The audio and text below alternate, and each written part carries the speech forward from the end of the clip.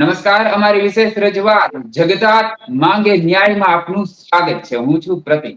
છેલ્લા ઘણા સમયથી લગભગ 10 દિવસથી વધુનો સમયગાળો થઈ ગયો છે અને જેતપર ખાતે ખેડૂતોનું આંદોલન યથાવત છે. સરકાર દ્વારા, વહીવટી વિભાગ દ્વારા અનેક પ્રયાસો કરાઈ રહ્યા છે કે આંદોલનને સમેટવામાં આવે, પરંતુ હજુ સુધી તેમાં તેઓને સફળતા મળી નથી. અહીં ખેડૂતો પોતાની વિવિધ માંગોને લઈને આંદોલન પર છે, આ વરણાંત ઉપવાસ પર બેઠા છે.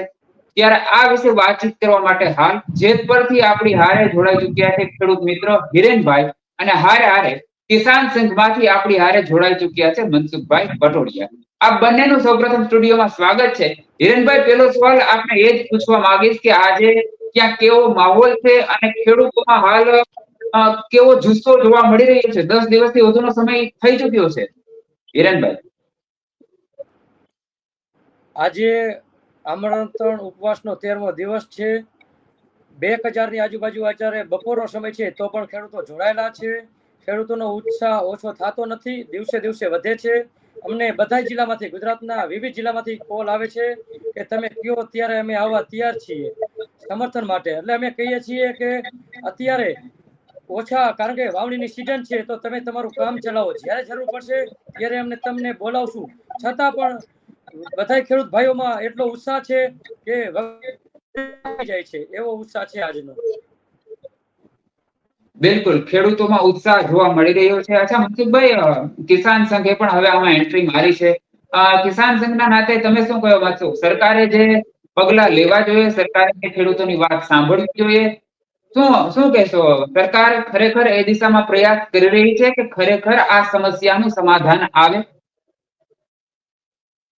જી, આ બાબતે જાન્યુઆરી મહિનામાં ભારતીય કિસાન સંઘે સરકારને લેખિત રજૂઆત કરી છે.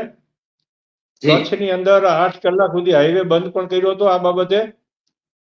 એટલે ગુજરાતની અંદર જેટલી વીજ લાઈનો આવે છે એ બાબતે સરકારને અલ્ટિમેટમ આપી દીધું છે કે તાત્કાલિક અસરથી ખેડૂતોના હિતમાં નિર્ણય લેવામાં આવે. કારણ કે ખેડૂતોને ભોગે વિકાસ ન હોવો જોઈએ.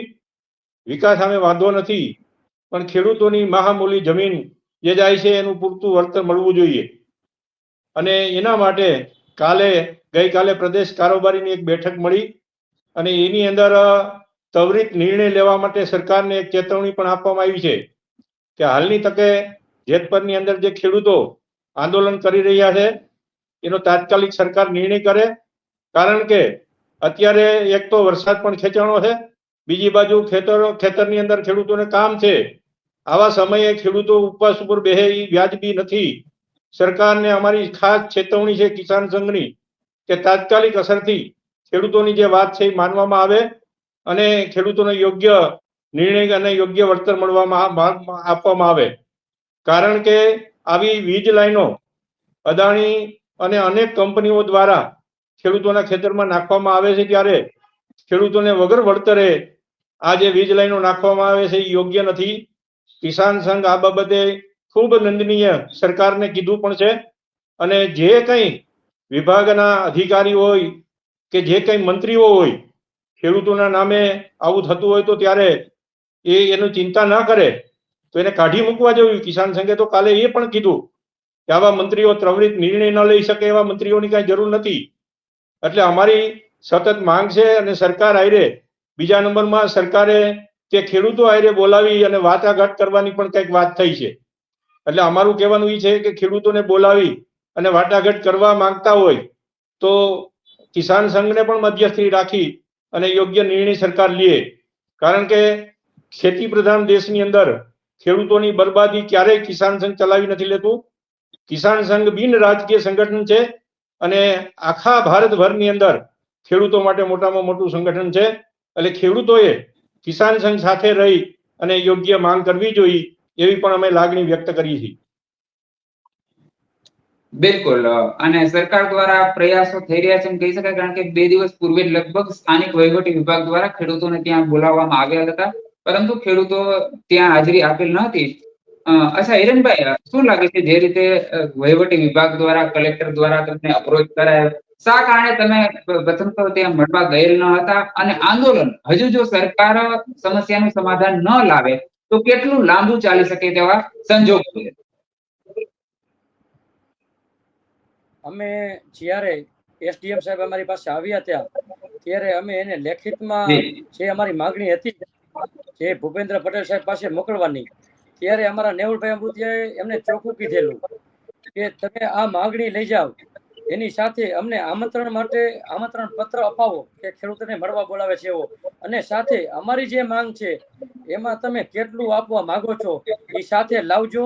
એ સાથે ન લાવ્યા એટલે અમે એની માંગ ન સ્વીકારી. અમે કીધું છે અમે આવા તૈયાર છીએ, પણ તમારે સામે કેટલું આપવું છે, જે અમારી માંગ છે એમાં ગવર્મેન્ટ સરકારે વહીવટી તંત્રએ કેટલું અમને આપવું છે એ જરાક જણાવો, પછી જ અમે મળવા આવશું. કારણ કે અમે આ સંપૂર્ણ બિન રાજકીય રાખ્યું છે. અમે કોઈ પણ સંસ્થા હોય, કોઈ પણ પક્ષની ભગીની સંસ્થા હોય તો પણ અમે સાથે નહીં જઈએ, કારણ કે અમારે ડાયરેક્ટ વાત કરવાની છે ખેડૂતોએ, એવું અમે અહીંયા નક્કી કર્યું છે અમારી સ્થિતિ વતી. પછી શું થાય છે કે છેતરવામાં આવે છે ખેડૂતોને, એટલે આ તૈયારના ખેડૂતોએ એવો નિર્ણય કર્યો છે કે ડાયરેક્ટ ખેડૂત અને વહીવટી તંત્ર વાત કરશે. કોઈ વાંધો નહીં, તમે સામે કેટલું આપવા માંગો છો એ કેવડાવો, પછી અમે ટેકનિકલ અભ્યાસ કરી લેશું અને અમે આમંત્રણ સ્વીકારવા તૈયાર છીએ. બિલકુલ, હાલ આપ ત્યાં જ છો અને જે રીતે આ તમે બધો માહોલ જોયો છે, તમારી નજરે તમે જોઈ રહ્યા છો, એક ખેડૂતના નાતે તમે શું કહેશો? હજુ આંદોલન જો સરકાર વાત નહીં સાંભળે તો કેટલું લાંબુ ચાલી શકે તેવા સંજોગો છે, હિરેનભાઈ? અમે તો સાહેબ અહીંયા બધા ખેડૂતોનો ઉત્સાહ એવો છે કે વરસાદ થશે ને તો અહીંયા સંખ્યા વધશે, ઘટશે નહીં. ઉત્સાહ જેવો છે. અને અમારે આ ચાલુ જ્યાં લગી અમારી માંગ નહીં સંતોષાય, જ્યાં લગી યોગ્ય વળતર નહીં મળે ત્યાં લગી આ ચાલુ જ રહેશે. અને દિવસે ને દિવસે પેલા 7 ભાઈઓ હતા, આજે 2 ભાઈઓનો વધારો થયો એટલે 9 ભાઈઓ થયા. એવી રીતે અમારે આમાં ઉત્તરોત્તર વધારો થતો રહેશે. જ્યાં લગી અમારી માંગ ન સંતોષાય ત્યાં લગી અમે અડગ રહેવાના છીએ. બિલકુલ મનસુખભાઈ, જે રીતે જેતપુરથી આ બુલંદ અવાજ આપણે સાંભળી રહ્યા છીએ કે ભાઈ ખેડૂતોનો ઉત્સાહ જબરદસ્ત છે અને કદાચ વરસાદ એન્ટ્રી મારી પણ જાય તો પણ આ ઉત્સાહને તેઓ ભંગ કરી શકે તેમ નથી. એક કિસાન સંઘના નાતે તમે ખેડૂતોને હાલ શું અપીલ કરશો, મનસુખભાઈ? ખેડૂતોને અમે કાલે કારોબારીની અંદર એ જ કીધું મીડિયા સમક્ષ, અને સરકારને એક પત્ર લખ્યો છે કે જે ખેડૂતો આંદોલન કરે છે એને તાત્કાલિક અસરથી એની જે માંગ છે એ સ્વીકારવામાં આવે. એમને જે નુકસાન થાય છે એને વર્ષો સુધી એ જે પોલ આવે છે ખેતરની અંદર એનું ઉત્પાદન ઘટે એના માટે ત્વરિત રીતે નિર્ણય કરવામાં આવે એવો પત્ર પણ કાલે કિસાન સંઘે લખ્યો છે. અને ખેડૂતો આંદોલન કરે એ ક્યારેય ચલાવી ન લેવાય, કારણ કે ખેતી એવી વસ્તુ છે કે ખેડૂતો ખેતીમાં ક્યારેય ફ્રી ન હોય. ખેડૂતો પોતે આ ખેતી છોડી અને રોડ ઉપર બેઠા છે, ત્યારે એ ચલાવી ન લેવાય એવું કિસાન સંઘે કાલે સરકારને કીધું પણ છે અને ચેતવણી પણ આપી છે કે તાત્કાલિક અસરથી ખેડૂતોની માંગ સ્વીકારવામાં આવે અને એની તાત્કાલિક બેઠક કરવામાં આવે ખેડૂતો આરે, એવું સરકારમાં કાલે અમે લખિત મોકલ્યું છે. બિલકુલ. અચ્છા હિરેનભાઈ, ખેડૂતો માટે અન્નદાતા જેવા શબ્દ પ્રયોગ પણ થાય, જગતાત પણ કહેવાય, અને છતાં આજે તેઓએ આંદોલનનો માર્ગ અપનાવવો પડે, આટલા લાંબા દિવસો સુધી આમરણ ઉપવાસ પર બેસવું પડે, તો શું આ એ બાબત દેખાડે છે કે ક્યાંક ને ક્યાંક સરકાર જેટલી ગંભીરતા દાખવવી જોઈએ ખેડૂત પ્રત્યે એ ગંભીરતા દાખવી રહી નથી? તમને શું લાગે છે?